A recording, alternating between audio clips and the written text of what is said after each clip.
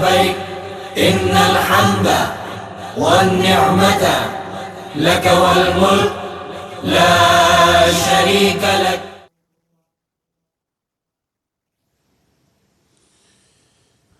أعوذ بالله من الشيطان الرجيم.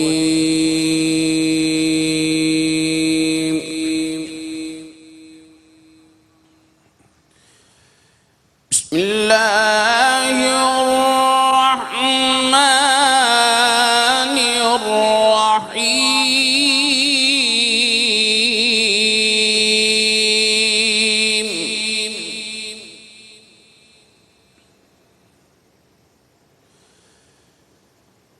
إن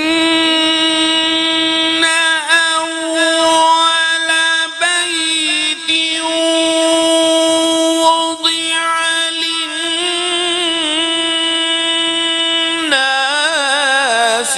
للذي ببكة مباركا وهدى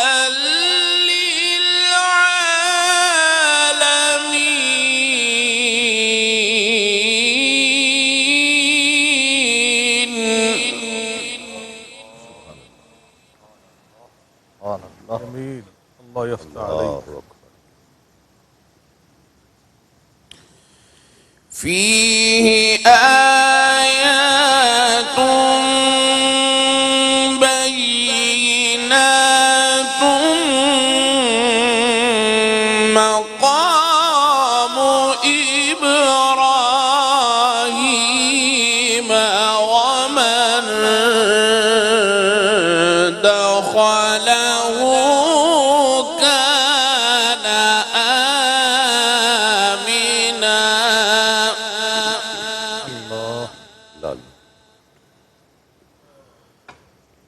ومن دخله كان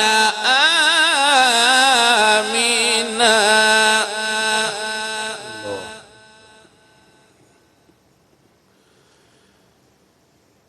ومن دخله كان آمنا ولله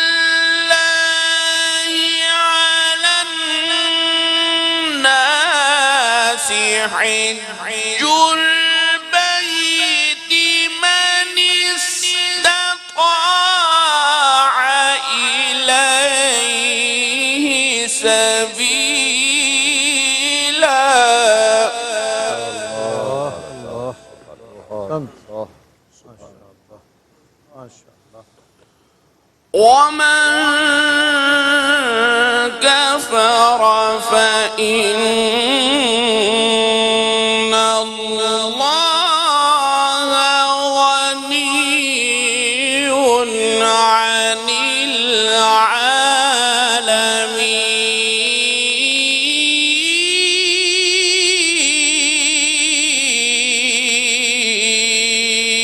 العالمين. الله. ومن كفر فإن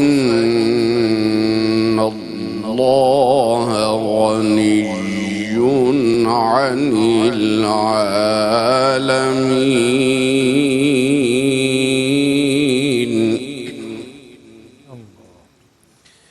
بسم الله الرحمن الرحيم.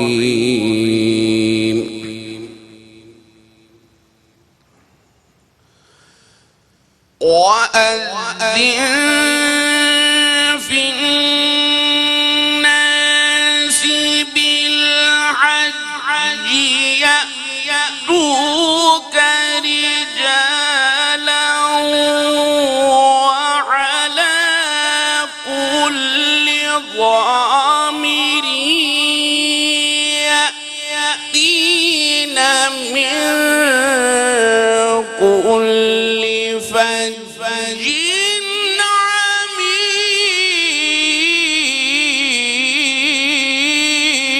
عميق. اللہ سبحان اللہ ماشاء ماشاء اللہ اللہ اکبر وأذن في الناس بالحج يأتوك رجالا وعلى كل ضامر يأتين من كل فج عميق صدق الله العلي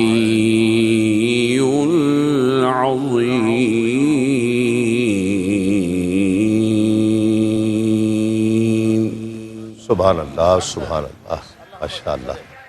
بسم اللہ الرحمن الرحیم. الحمدللہ رب العالمین والصلاة والسلام علی سید الانبیاء والمرسلین. ناظرین کرام السلام علیکم ورحمۃ اللہ وبرکاتہ. یوم عرفہ عظمتوں والا دن، وہ دن کہ جس دن در رحمت کھول دیا جاتا ہے، در توبہ کھول دیا جاتا ہے، در استغفار کھول دیا جاتا ہے. اللہ کی رحمتیں برستی ہیں، برکتوں کا دروازہ کھول دیا جاتا ہے. لاکھوں کی تعداد میں حجاج کرام جو آج حاجی ہو جائیں گے. یہ وقوف عرفہ جا کر کرنا کچھ نہیں ہے، بس بیٹھ جانا ہے، اللہ کی بارگاہ میں پیش ہو جانا ہے.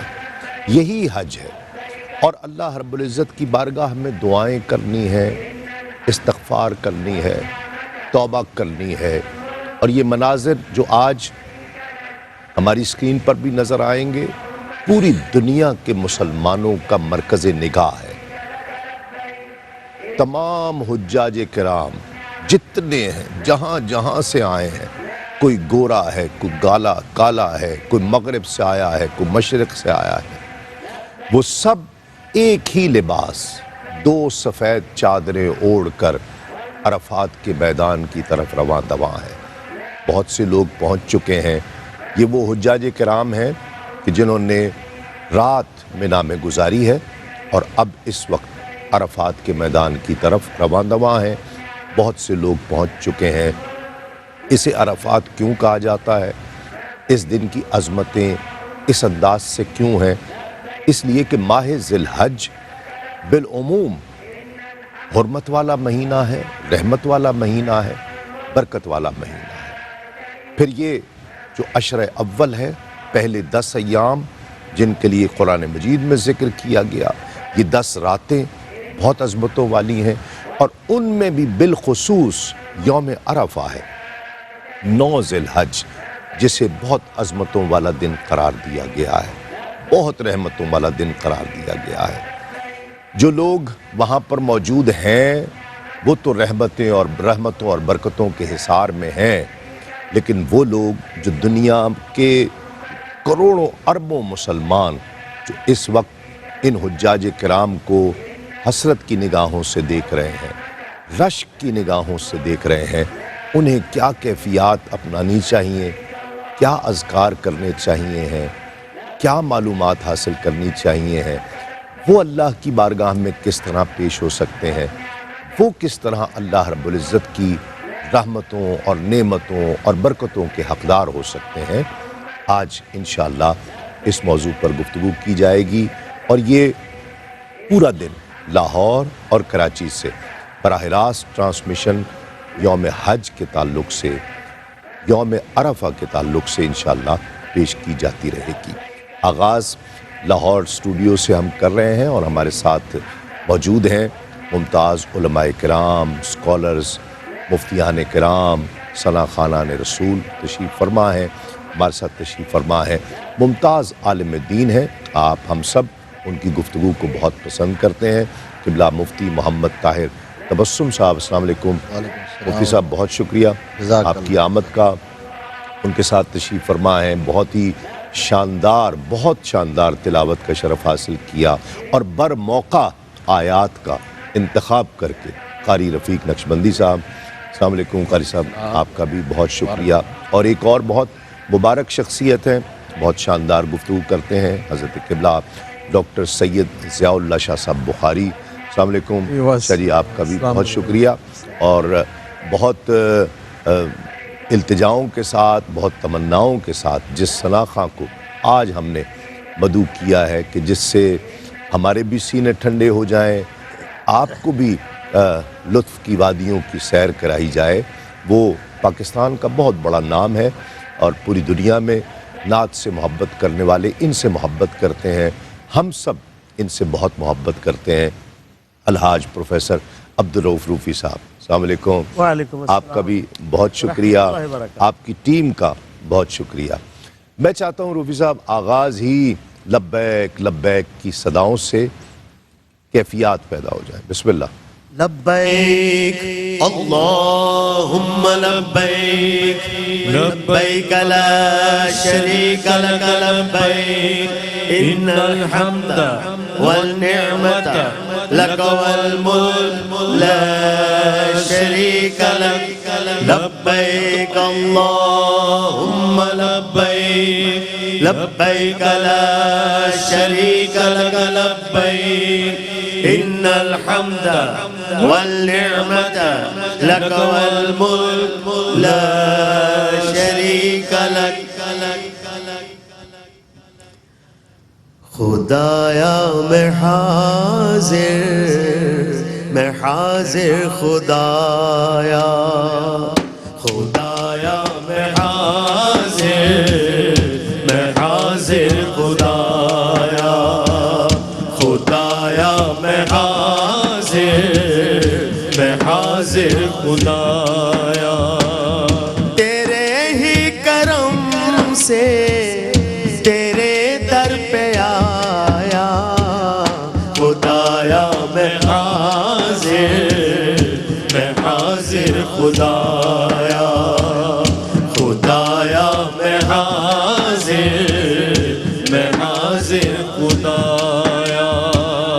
میری زندگی سے اندھیرے مٹا دے، اطاعت کا اپنی ہنر تو سکھا دے.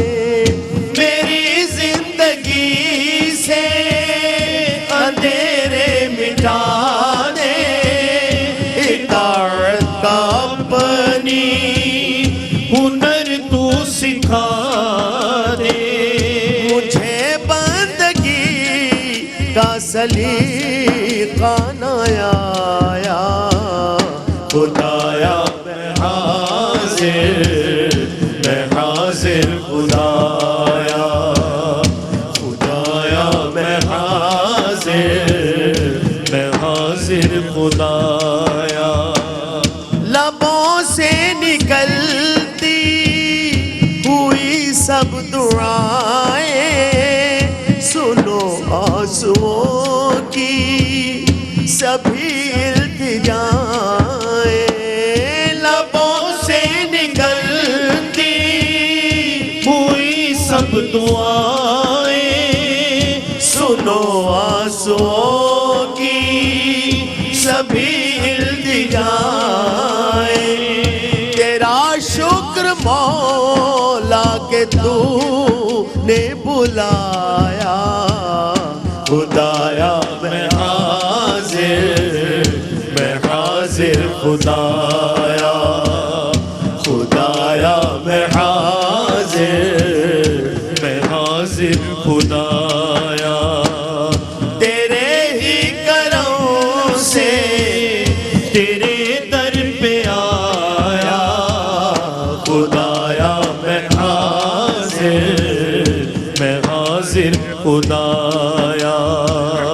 تیری رحمتوں کا طلبگار ہوں میں، یہ تسلیم مجھ کو گناہگار ہوں میں. تیری رحمتوں کا طلبگار ہوں میں، یہ تسلیم مجھ کو گناہگار ہوں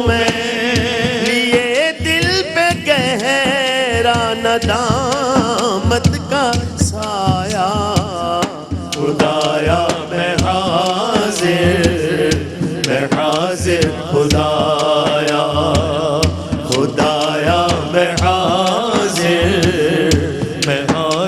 خدایا تیرے ہی کرم سے تیرے در پہ آیا خدایا میں حاضر خدایا۔ ناظرین کرام، ایک مختصر سا یہاں وقفہ لیں گے، وقفے کے بعد لوٹتے ہیں اس یقین کے ساتھ آپ کہیں نہیں جائیں گے۔ لبیک لا شریک لک لبیک ان الحمد والنعمت لک والملک لا شریک لک۔ ناظرین کرام، خوش آمدید۔ ہمیں وقفے کے دوران ہی ایک اور بہت محترم، بہت مبارک شخصیت، یہ پورا گھرانہ ہی، پورا خانوادہ ہی بہت برکتوں والا ہے، بہت تقدس مآب ہے، علمی اور فکری گھرانہ ہے۔ قبلہ ڈاکٹر سید حامد فاروق شاہ صاحب، آپ نے ہمیں جوائن کیا ہے۔ السلام علیکم ڈاکٹر صاحب، بہت شکریہ آپ کی بھی آمد کا، اور اس مبارک دن میں ایسی ہستیوں کی زیارت اور ان کی ماہیت کا شرف حاصل ہے، یہ بھی ایک کیفیت ہے۔ آج کے دن کو یوم عرفہ کیوں کہا جاتا ہے؟ جہاں سب جمع ہو رہے ہیں، اسے میدان عرفات کیوں کہا جاتا ہے؟ بسم اللہ الرحمن الرحیم۔ سب سے پہلی بات تو یہ سمجھیے کہ آج کا دن اتنی عظمتوں کا حامل ہے، اتنی برکتیں رکھتا ہے اپنے دامن میں، اتنی نوازشات اور عنایات اور مغفرتوں کی اتنی صدائیں ہیں واہ واہ، کہ دنیا کا کوئی پیمانہ ہی ایسا نہیں ہے جو ان مغفرتوں کی کوانٹٹی کا اندازہ لگا سکے، ناپ ہی نہیں سکتا، ناپ ہی نہیں سکتا واہ واہ، جتنا آج کا دن برکتوں والا ہے۔ اور احادیث کے اندر ہے کہ ابلیس جتنا رسوا آج کے دن ہوتا ہے کسی اور دن میں اتنا رسوا اللہ نہیں، اکبر، اللہ اتنا وہ اکبر۔ چیخ و پکار کرتا ہے۔ اور کس بات سے؟ کہ عرفات کے اس میدان میں جو رب کے بندوں کی رب کے حضور خود سپردگی دیکھتا ہے نا، اللہ اکبر، یہ لبیک اللہم لبیک کی صدائیں دیکھتا ہے نا۔ آپ نے اپنے انٹرو میں کہا تھا کہ حاضر ہو جانا رب کے حضور، بیٹھ جانا بس۔ اور روفی صاحب قبلہ نے پہلے لبیک عربی میں پڑھا اور پھر اسی کا اردو میں ترجمہ پڑھا، بالکل منظوم ترجمہ کیا کہ اب لبیک کا معنی یہ ہے کہ یا اللہ میں حاضر ہو گیا ہوں، اب تو جان اور تیری رحمت جانے۔ واہ واہ، تو جب یہ بندے نے کہہ دیا، اس نہج پہ آ گیا، اس لیول پہ آ گیا، اور پھر سب کچھ چھوڑ کے چلا گیا، یعنی اس کی آج کے دن کی اور عرفات کے میدان کی اور حج کی عبادت کی روح یہ ہے کہ جس چیز سے بندے کو فطرتاً محبت ہوتی ہے ان ساری چیزوں سے الگ کر دیا گیا ہے۔ کیا بات؟ وطن سے، گھر سے، بیوی بچوں سے،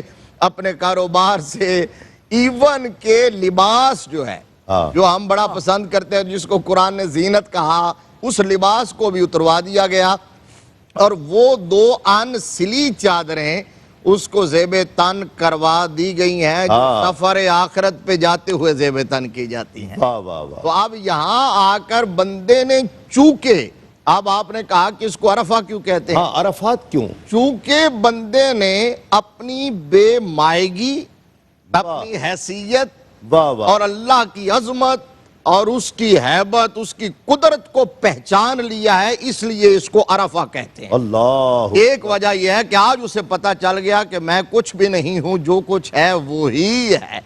اس کے علاوہ بھی عرفات کے میدان کو، عرفات چونکہ عرفہ یعرف، اس کا معنی ہوتا ہے پہچاننا، تو حضرت آدم اور حضرت حوا علیہم السلام ہمارے ماں باپ جو ہیں، ان کی ملاقات بھی 300 سال کی جدائی کے بعد ہوئی تھی۔ وہ یہی انہوں نے ایک دوسرے کو پہچان لیا ملاقات کے بعد۔ ظاہر ہے 300 سال بندہ بچھڑا، یہاں 3 سال بچھڑ جائے نہیں پہچانا جاتا۔ 300 سال کے بچھڑے ہوئے جب ملاقات ہوئی تو ایک دوسرے کو پہچانا، تو اس لیے اس کو عرفات کہا جاتا ہے۔ دوسری وجہ یہ ہے حضرت جبرائیل امی وہ آئے اور حضرت ابراہیم علیہ السلام کو حج کے مناسک سکھائے، اس لیے اس کو عرفات کہا جاتا ہے۔ اور عرفہ کا ایک معنی ہوتا ہے عطیہ اور گفٹ اور تحفہ، اچھا ہاں جی، ایک معنی یہ بھی ہوتا ہے چونکہ اس میدان میں اور اس دن میں اللہ کی طرف سے ملائکہ کو گواہ بنا کر امت محمدیہ علی صاحب الصلاۃ والسلام کو مغفرت کا، معافی کا تحفہ دیا جاتا ہے، اعلان عام کیا واہ واہ جاتا ہے، واہ، ماشاءاللہ۔ اس لیے بھی اس کو عرفہ کہتے ہیں۔ صحیح، یہ مناظر جو ہم دیکھ رہے ہیں، ہر شخص ہی آج یہ مناظر دیکھ رہا ہے اور عجیب ہی کیفیات ہیں۔ یہ مناظر میرا خیال ہے کہ کسی اور مذہب میں شاہ صاحب کسی اور جگہ ہمیں دیکھنے کو نہیں ملیں گے۔ یہ منظر ہی ایسی کیفیت دیتا ہے، سب کے لباس ایک، کوئی کہیں سے آیا کوئی کہیں سے آیا، لباس ایک، مقصد ایک، منزل ایک، کیا کہتے ہیں؟ بلا شبہ بسم اللہ الرحمن الرحیم، جیسے ابھی آپ نے انٹرو میں ارشاد فرمایا، مفتی صاحب نے، ہمارے بہت محترم بزرگ روفی صاحب نے اس کو منظوم انداز سے پیش فرمایا۔ اچھا آپ کے بھی بزرگ ہی ہیں؟ یقیناً ہمارے سب کے، یہ پوری قوم کے سرمایہ ہے، اثاثہ ہے ہمارے، ہمارے ملک کے وطن حدیث کا اثاثہ ہے، تو استاد ہیں یہ تو۔ ہاں استاد تو نہیں، بالکل، وہ اکثر فرمایا کرتے ہیں کہ میں بزرگ ہوں، بوڑھا نہیں ہوں۔ ہاں ہم نے نہیں استاد تو ہے، ہم نے بھی ان سے، یہی وہ آپ نے ٹھیک کہا۔ ہم نے بھی جی ان سے بہت کچھ سیکھا ہے، یقیناً۔ بہت۔ تو انہوں نے جس انداز سے وہ تلبیہ کا ترجمہ پیش کیا، لبیک اللہم لبیک، تو آپ اندازہ لگائیں کہ نبی کریم علیہ الصلوۃ والسلام کی امتی، کسی کا رنگ سیاہ ہے، کسی کا سانولا ہے، کسی کا سفید ہے، اور سب کے سب، کسی کی زبان عربی ہے، کسی کی فارسی ہے، کسی کی اردو ہے، ایک دوسرے کی زبان نہیں سمجھتے، زبانیں الگ الگ، تہذیبیں الگ الگ، تمدن الگ الگ، کلچر الگ الگ، اور لباس، رہنا سہنا الگ الگ، لیکن وہاں جا کر سب کا یونیفارم بھی ایک ہو گیا، سب کا ترانہ اور تلبیہ بھی ایک ہو گیا، سب کی منزل بھی یہ ایک، بڑے اچھے الفاظ، کمال، اور سب کا جو مطاف ہے وہ بھی ایک ہو گیا، ہدف بھی ایک ہو گیا، اور سب یہ کہہ رہے ہیں لبیک اللہم لبیک، لبیک لا شریک لک لبیک۔ اور میرے آقا نے فرمایا تھا نا، قبلہ حضور، سب کا رنگ بھی ایک ہی ہو گیا، صبغۃ اللہ، صبغۃ اللہ، سارے رنگ ختم۔ اور نبی کریم علیہ السلام نے جو فرمایا تھا نا، بُعِثْتُ إِلَى الْأَسْوَدِ وَالْأَحْمَرِ، اللہ نے مجھے ہر کالے کا، ہر گورے کا رسول بنا کر بھیجا ہے۔ واہ واہ واہ، وہ وہاں پہ ہم اپنی آنکھوں سے دیکھتے ہیں کہ وَمَا أَرْسَلْنَاكَ إِلَّا رَحْمَةً لِّلْعَالَمِينَ، میرے پیغمبر رسول رحمت عالمگیر، پورے عالم سے لوگ آئے ہوئے ہیں نا۔ وہ آیہ مبارکہ جو پڑھی تھی قاری صاحب نے، وَأَذِّن فِي النَّاسِ بِالْحَجِّ يَأْتُوكَ رِجَالًا وَعَلَىٰ كُلِّ ضَامِرٍ يَأْتِينَ مِن كُلِّ فَجٍّ عَمِيقٍ، فرمایا اعلان کرنا آپ کا کام میرے خلیل اللہ، اب بیت اللہ کے حج کا، اور دور دراز سے ان لوگوں کو اکٹھا کر کے لانا، من کل فج عمیق، یہ میرا کام ہے اب قیامت تک، یہ میں کام کروں گا، آپ اب اعلان کریں۔ تو آج ابراہیم علیہ السلام کے اعلان کی جو قبولیت تھی نا، اس کو ہم ہر سال اپنی آنکھوں سے دیکھ رہے، اور وہاں پر جو نبی پاک فرمایا تھا، مثل المؤمنین فی توادہم وتراحمہم وتعاطفہم کمثل الجسد الواحد اذا اشتکا من عضو تداعی له سائر الجسد بالسہر والحمى، کہ میری امت کی مثال ایک بدن کی ہے، ایک جسم کی مثال ہے، وہاں سب ایک دوسرے کے ساتھ مل کر بھائی بھائی بن کر۔ مجھے علامہ اقبال یاد ہے، وہ کیا فرماتے ہیں، عرب کے سوز میں ساز عجم ہے۔ جب تلبیہ پڑھا جا رہا ہے نا، اپنے اپنے لہجوں میں پڑھا جاتا ہے نا۔ میں چونکہ مدینہ یونیورسٹی میں 5 سال رہا، میں نے وہ سارے لہجے 127 ممالک کے طلباء ہم کٹھے حج کرتے تھے، تو وہ لب و لہجے الگ الگ تھے، تلبیہ ایک ہی ہم پڑھتے تھے، لبیک اللہم لبیک۔ تو علامہ اقبال یاد آتے ہیں، فرماتے ہیں عرب کے سوز میں ساز عجم ہے، حرم کا راز توحید امم ہے، حرم کا راز، بیت اللہ کا راز توحید امم ہے، کہیں وحدت سے اندیشہ غرب کہ فرنگی تہذیب بے حرم ہے، بیت اللہ اللہ کی نعمت ہے، حرمین شریف اللہ کی نعمت ہے جو ہمیں اتحاد امت کا سبق دیتے ہیں۔ کیا بات، یہ منظر دیکھ کر مسلمان فخر کرتے ہیں کہ یہ کیا کیفیات ہیں۔ کرنا کچھ نہیں ہے شاہ صاحب، یہ ایک عجیب کیفیت ہے۔ آپ نماز میں دیکھیں، روزے میں دیکھیں تو وہ پابندیاں ہیں، یہاں پر بھی کچھ پابندیوں کے ساتھ ایک آزادی ہے، وقوف عرفات ہے، جا کر بیٹھنا ہے، بس کرنا کچھ نہیں۔ وہاں ایک لمحے کے لیے بھی رک گیا، حاجی ہو گیا۔ یہ جو اس کے مناسک ہیں، اس کی حکمت کیا ہے؟ بسم اللہ الرحمن الرحیم۔ بہت شکریہ جناب والا۔ اللہ کریم نے ارشاد فرمایا وَمَن يُعَظِّمْ شَعَائِرَ اللَّهِ فإنها من تقوى القلوب، کہ جو اللہ تعالیٰ کی نشانیوں کی تعظیم کرتا ہے میں اس کے دل کو تقوی عطا فرماتا ہوں۔ سبحان اللہ۔ یہاں دو بنیادی چیزیں ارشاد فرما دی گئی ہیں۔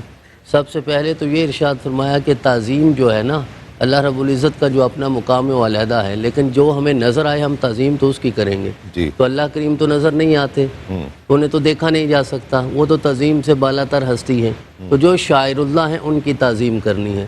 اب یہ کعبہ بھی شاعر اللہ ہے، حجر اسود بھی شاعر اللہ ہے، مقام ابراہیم بھی شاعر اللہ ہے، واہ۔ صفا اور مروہ بھی شاعر اللہ ہے، اسی طرح رفعات میں، مینا میں، جہاں بھی آپ نے جانا یہ سب شاعر اللہ ہے۔ تو آج کا دن شاعر اللہ کی تعظیم کا دن ہے۔ واہ۔ یعنی دیکھیے اللہ رب العزت کی ذات ہمارے سامنے نہیں ہے، لیکن ہم اللہ کے ساتھ محبت کا اظہار کرنا چاہتے ہیں، تو میرے رب نے ہمیں امتحان میں، آزمائش میں ڈالا ہے واہ کہ واہ جو میری شاعر ہیں اگر ان کا احترام کرو گے تو میں سمجھوں گا کہ تم میرے ساتھ محبت کرتے ہو۔ کیا بات۔ لہذا آج پتھر کا احترام بھی کروایا جا رہا ہے، چاہے وہ مقام ابراہیم ہو، چاہے وہ حجر اسود کی صورت میں ہو، صفا مروہ پہ بھی دوڑایا جا رہا ہے، عرفات میں بھی ہے، اور احرام بھی آپ نے پہنا ہوا، یہ سارے شاعر اللہ ہیں، اس کے علاوہ اور تو کچھ نہیں ہے۔ جی ہاں۔ اور شاعر اللہ کی تعظیم وہی کرے گا جس کے دل کو میرے رب نے تقوی کی نعمت عطا فرمائی ہے۔ واہ واہ اس کا مطلب یہ ہے کہ تقوی کا جو اصل محل ہے وہ دل ہوتا ہے، یہ اعضاء سے تو پھر وہ ظاہر ہوتا ہے نا کہ آپ کے اندر تقوی کتنا ہے۔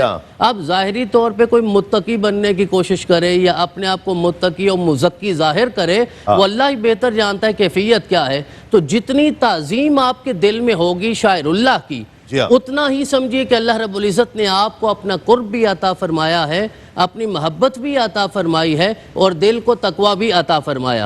اور جب دل متقی ہو جائے گا تو پھر انسان کے سارے اعمال بھی صالحہ ہو جائیں گے، اور پھر انسان کے اعضاء سے جو ارکان صادر ہوتے ہیں ان کی تطہیر بھی بہت واضح ہوگی۔ تو لہذا آج کا دن جسے ہم یوم عرفہ کہتے ہیں، جو حج کا دن ہے، اتنا مبارک دن جو 9 ذی الحج کا دن ہے، اس دن اللہ رب العزت کی طرف سے رحمتیں ہوتی ہیں، برکتیں ہوتی ہیں۔ اور دیکھیے نا، اور آج کا دن اور کل جو دن آئے گا جو قربانی کا، جسے ہم یوم نہر کہتے ہیں، اس دن بھی صرف خون آپ نے بہانا ہے اور میرا رب راضی ہوتا جائے گا۔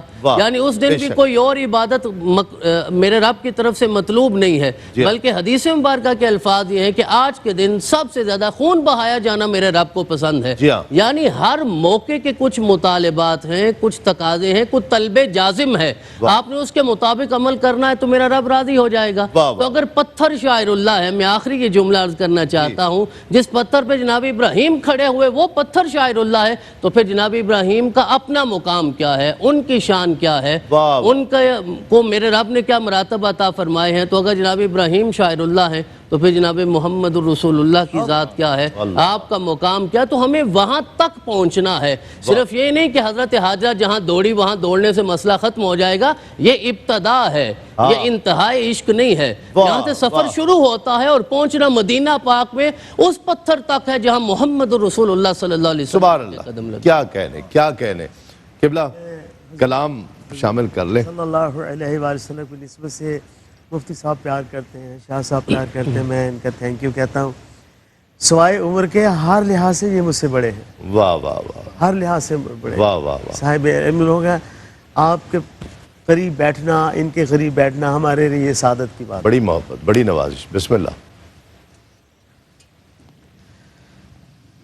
دھڑکن دھڑکن ہے ایک صدا، لبیک اللہ لبیک اللہ لبیک اللہ لبیک اللہ، سانسوں میں رواں ہے ذکر تیرا، لبیک اللہ لبیک اللہ لبیک اللہ لبیک اللہ، دھڑکن دھڑکن ہے ایک صدا، لبیک اللہ لبیک اللہ لبیک اللہ لبیک اللہ، ایک گونج سنائی دیتی ہے مخلوق، دہائی دیتی ہے، ایک گونج سنائی دیتی ہے مخلوق، دہائی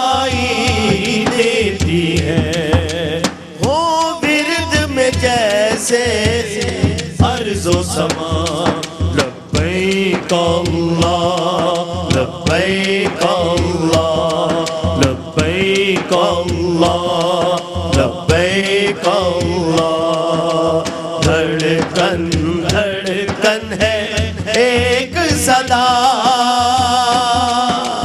لبیک اللہ لبیک اللہ لبیک اللہ لبیک اللہ جھکتا ہی جائے سر مولا جب دیکھا تیرا در مولا جھکتا ہی جائے سر مولا جب دیکھا تیرا در مولا اشکوں نے مسلسل ورد کیا لبیک اللہ لبیک اللہ لبیک اللہ لبیک اللہ دھڑکن دھڑکن ہے ایک صدا لبیک اللہ لبیک اللہ لبیک اللہ لبیک اللہ بہت خوب ناظرین کرام، ایک مختصر سا وقفہ، وقفے کے بعد لوٹتے ہیں اس یقین کے ساتھ آپ کہیں نہیں جائیں۔ لبیک اللہم لبیک لبیک لا شریک لک لبیک ان الحمد والنعمت لک والملک لا شریک